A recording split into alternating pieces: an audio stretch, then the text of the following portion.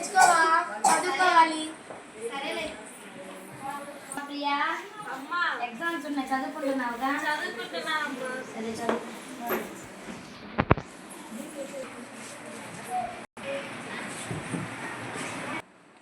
Good morning students. Good morning madam. అందరూ exam prepare అయ్యారా?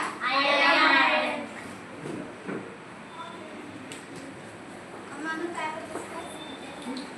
Priya paper తీసుకో. రమణ పేపర్ తీసుకో. అమ్మ నక్షత్ర పేపర్ తీసుకో.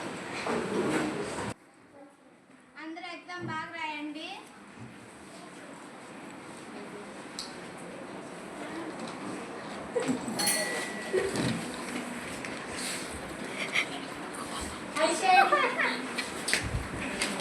అమ్మ ప్రియా, ఎగ్జామ్లో నిద్రపోతున్నావేంటి? కళ్ళు లేవు కదా, కళ్ళు మొట్లుగా ఉన్నాయి.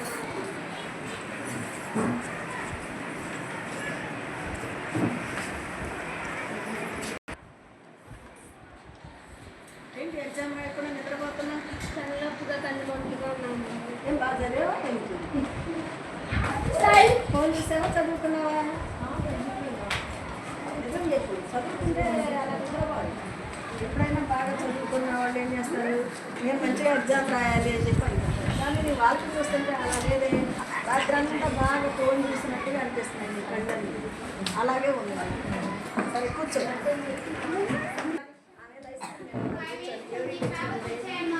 ఎక్కడి నుంచి తెచ్చింది ఐస్ క్రీమ్? రాలేదా?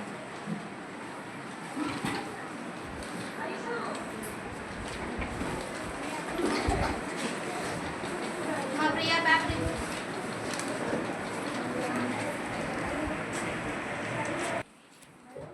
డాడీ అసలు ఎక్కడ ఉంటారు?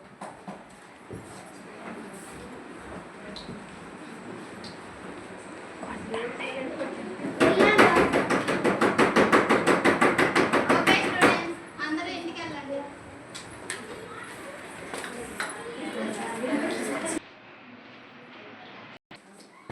గుడ్ మార్నింగ్ పిల్లలు.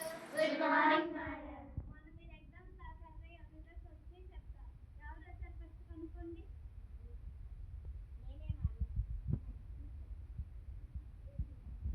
ఫస్ట్ ఎవరు వచ్చారంటే జీ అను. అందరు క్లాప్స్ కొట్టండి.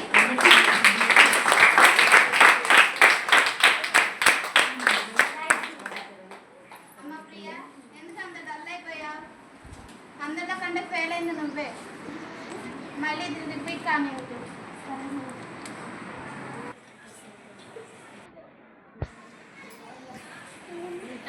మీకు రమ్మని.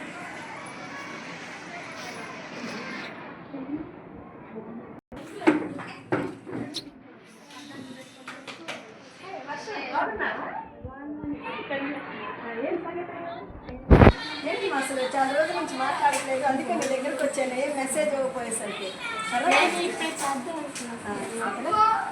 అయ్యో ఎవరు అమ్మాయి? అమ్మాయి